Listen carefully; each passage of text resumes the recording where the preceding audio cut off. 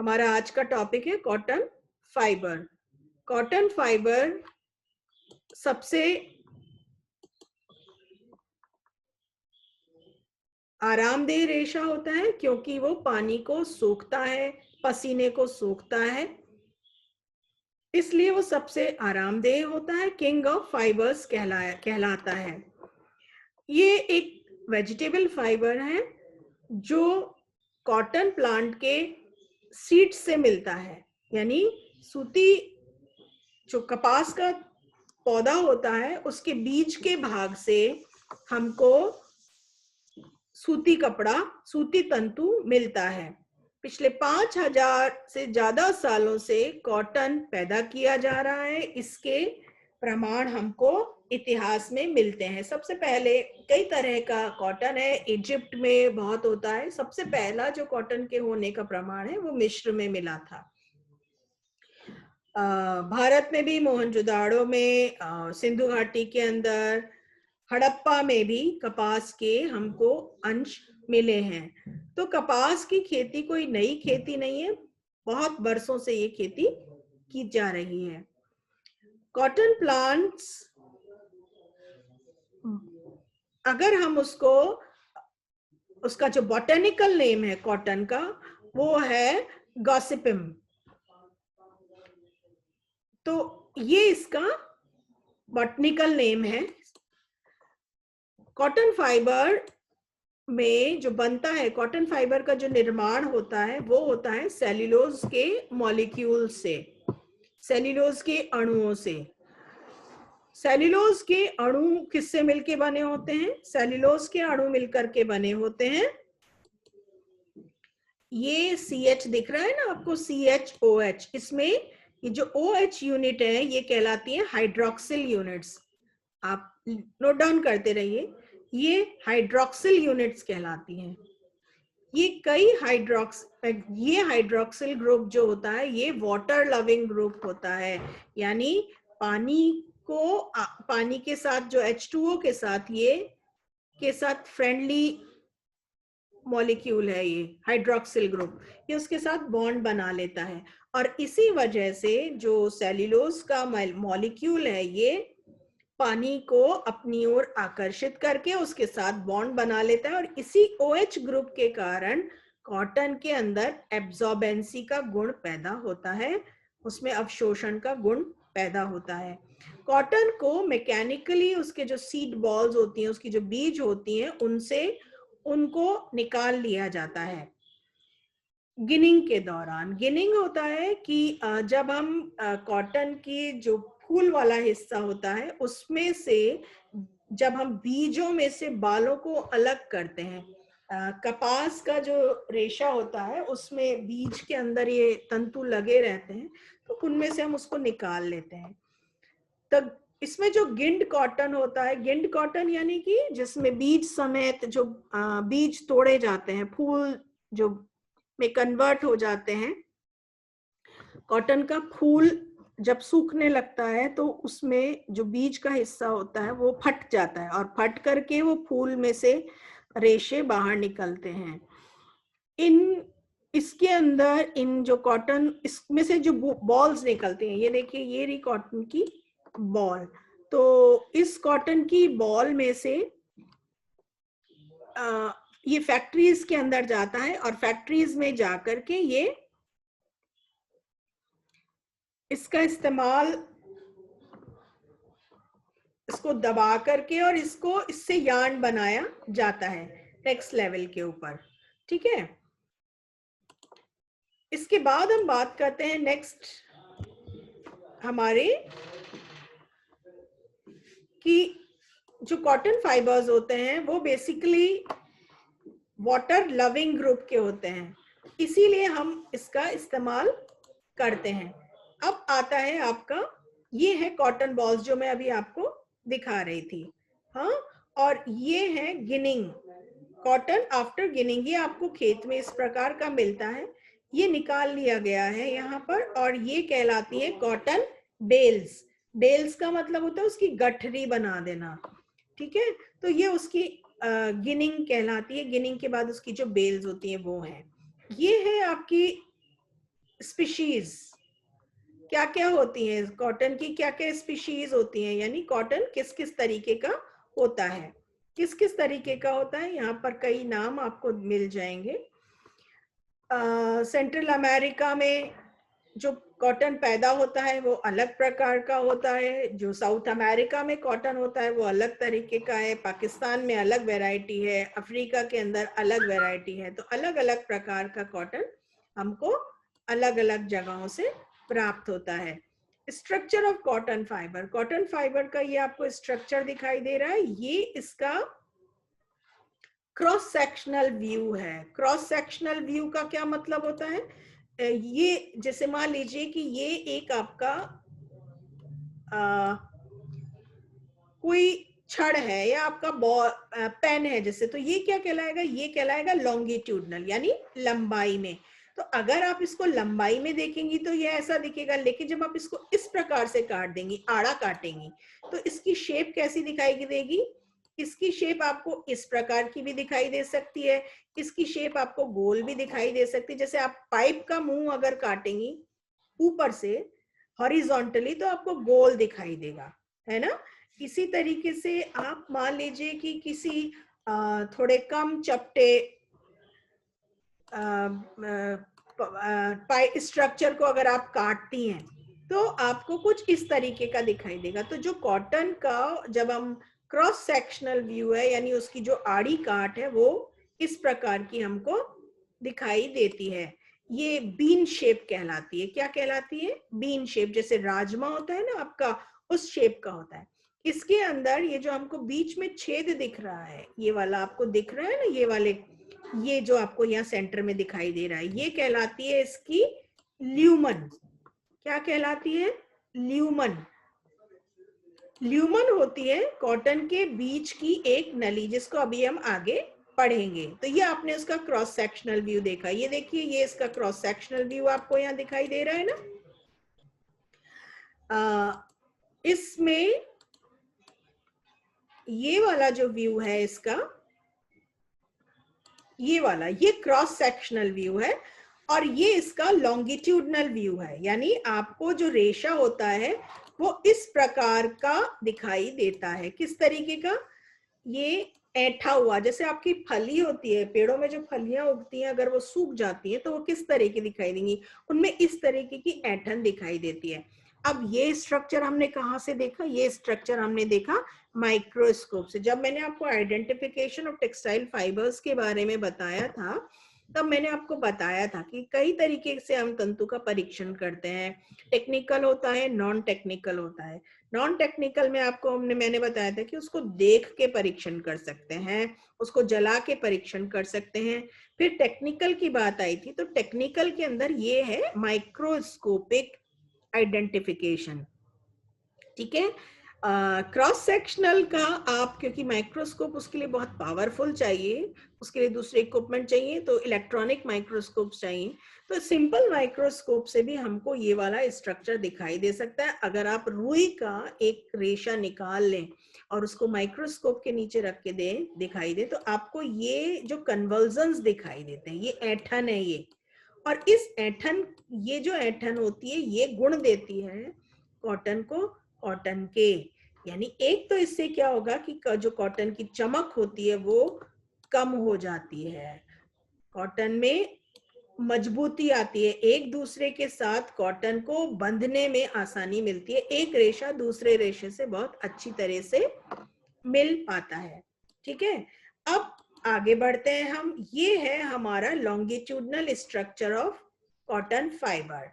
इसमें आप यहाँ पर देखिए कि ये कन्वर्जन्स आपको दिखाई दे रहे हैं। ठीक है, ये क्या कहलाएगा, ये है उसका बिल्कुल लॉन्गिट्यूडनल व्यू, लंबाई में ये रेशा ऐसे मुड़ा हुआ दिखाई देता है। ये इसकी टिप कहलाएगी, ये इसकी बॉडी कहलाएगी, और ये इसका बेस कहलाएगा। आपको जो किताब मैंने व्हाट्सएप पे, जिसका लिंक मैंने आपको शेयर किया है, आप उसमें पढ़ेंगे अगर कपास के बारे में।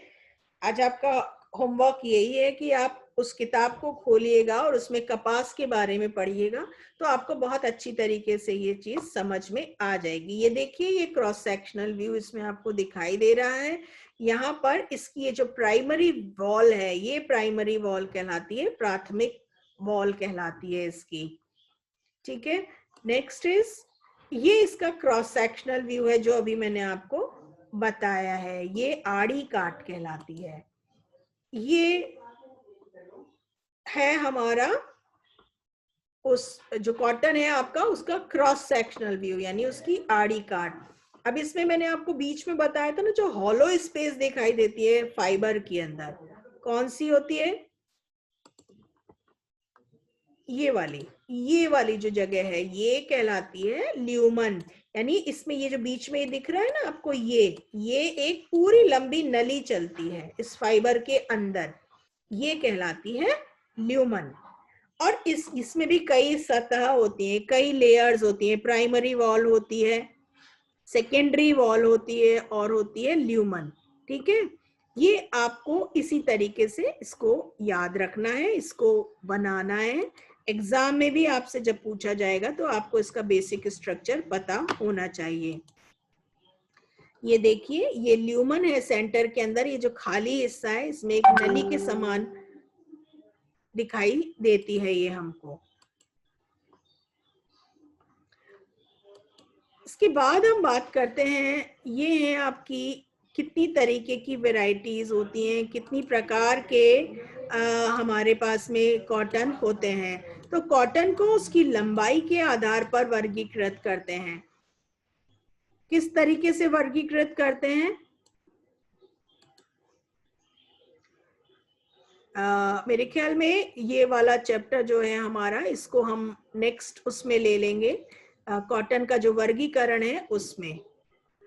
ठीक है, अभी आप लोग आज इतना ही करिएगा जितना मैंने बताया है। इसका जो प्राइमरी स्ट्रक्चर है कॉटन का, उसको आप लोग ले लीजिएगा। 10 मिनट में हमारी मीटिंग क्लोज हो जाएगी, तो जितना हम उसको कर पाते हैं उतना करेंगे। बाकी जितना भी मैं आज आपको पढ़ाऊंगी, आप लोग आज शाम तक कोशिश कीजिएगा कि आपको जो मैंने बुक्स दी है उसमें से कपास के बारे में पढ़ें, कॉटन के बारे में पढ़ें और पढ़ के नोट्स बनाएं।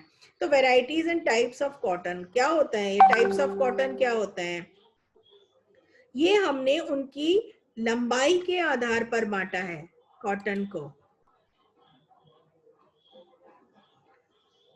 मेरे ख्याल में सभी लोग आ चुके हैं, सभी को सुनाई भी दे रहा होगा। जिनको नहीं सुनाई दे रहा है उनको बता दीजिएगा कि वो लोग अपने माइक्रोफोन को देख लें। तो स्टेपल लेंथ के, very short staple cotton, short staple cotton, इनकी लंबाई देखिए, ये 21 मिलीमीटर से कम है, ये 22 मिलीमीटर, 22 से 25 के बीच में है। मीडियम जो होते हैं वो 26 से 28 के बीच में होते हैं। ऑर्डिनरी लॉन्ग स्टेपल 29 to 34 है। एक्स्ट्रा लॉन्ग स्टेपल, अब ये क्यों बांटते हैं? ये इसलिए बांटते हैं कि जैसे कॉटन भी एक अलग अलग इसकी वैरायटी है कपड़े की। जितनी लॉन्ग स्टेपल कॉटन होगा उसकी कीमत उतनी अधिक होगी, और जितना शॉर्ट स्टेपल कॉटन होगा उसकी कीमत उतनी कम होगी। इसलिए कम होगी, जो लॉन्ग स्टेपल कॉटन है वो फाइबर एक दूसरे के साथ ज्यादा अच्छी तरह से ऐंठन दे पाएगा, और जब उसको पहनते हैं तो उसमें से रोएं भी कम निकलेंगे, उसकी मजबूती ज्यादा होगी। तो मजबूती किस रेशे की सबसे ज्यादा होगी? मजबूती होगी एक्स्ट्रा लॉन्ग की, और सबसे कम जो होगा वो होगा वेरी शॉर्ट स्टेपल कॉटन। तो ये जो वेरी शॉर्ट स्टेपल कॉटन है, ये आपकी रुई होती है जो आपकी रजाइयों वगैरह में भरी जाती है, और ये एक्स्ट्रा लॉन्ग स्टेपल कॉटन होते हैं जिनसे बेडशीट्स वगैरह बनाई जाती है, बेहतर क्वालिटी का कपड़ा जिनसे बनाया जाता है। ठीक है, अब ये जो वैरायटीज हैं हमारे भारत के अंदर, वो कौन कौन सी जो सबसे पॉपुलर वैरायटी है वो है MNH93, ये पंजाब से मिलता है। नायाब 78, ये सिंध रीजन का है। ऑर्गेनिक कॉटन का मतलब होता है जो जिसमें कि कोई केमिकल फर्टिलाइजर का इस्तेमाल नहीं किया जाता। इसी तरह एक वैरायटी और होती है, वो है BCI कॉटन की। ऑर्गेनिक कॉटन का मतलब यही है कि जो बिल्कुल जिसमें केमिकल फर्टिलाइजर्स का या कीटनाशकों का इस्तेमाल नहीं किया जाए, वो कहलाता है ऑर्गेनिक कॉटन। इकोलॉजिकल फुटप्रिंट का मतलब ये हुआ कि जो पूरे विश्व में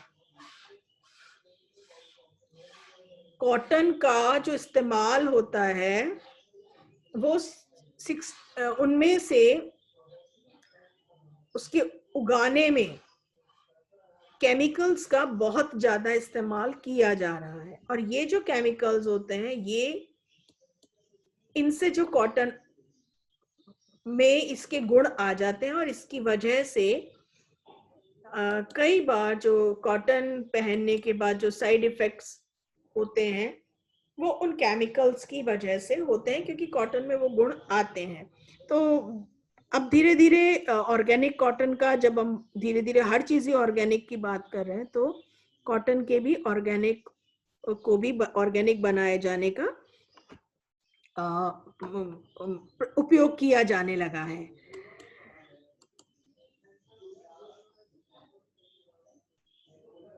ये है BCI कॉटन, जो मैं आपको अभी बता रही थी। BCI कॉटन का जो फुल फॉर्म है, वो है बेटर कॉटन इनिशिएटिव एग्जिस्ट।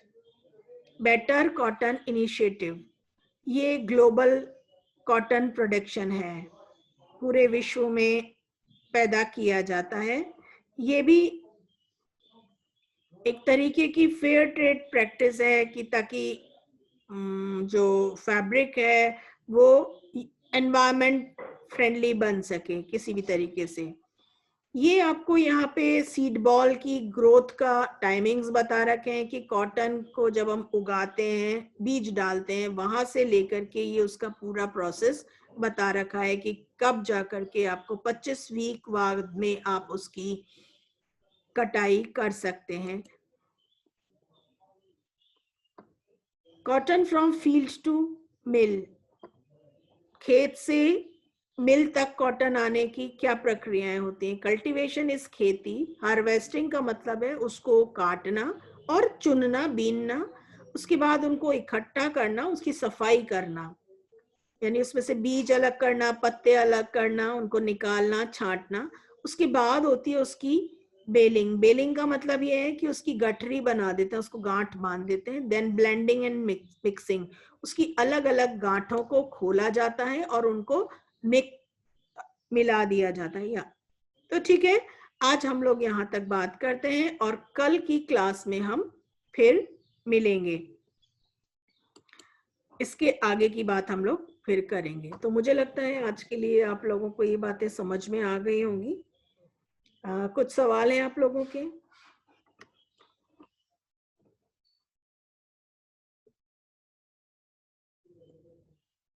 कुछ पूछना चाहते हैं आप लोग? अगर आप लोग के कोई क्वेश्चंस नहीं है तो कोई बात नहीं, आप लोग इसको आराम से पढ़िएगा किताब में से, और पढ़ करके जो क्वेश्चंस मैं आप लोगों को कुछ दूंगी, उनके जवाब आप लोगों को लिख के देने हैं। मैं सोचती हूँ आज मैं आप लोगों को पढ़ने का मौका दे देती हूँ, कल मैं आपको इसके क्वेश्चंस दूंगी जितना मैंने आज पढ़ा है। तो आप लोग ये सब कल पढ़ के रखिएगा। Thank you so much. Thank you, ma'am. Thank you. Okay. Okay, have a nice day. Of course. Good.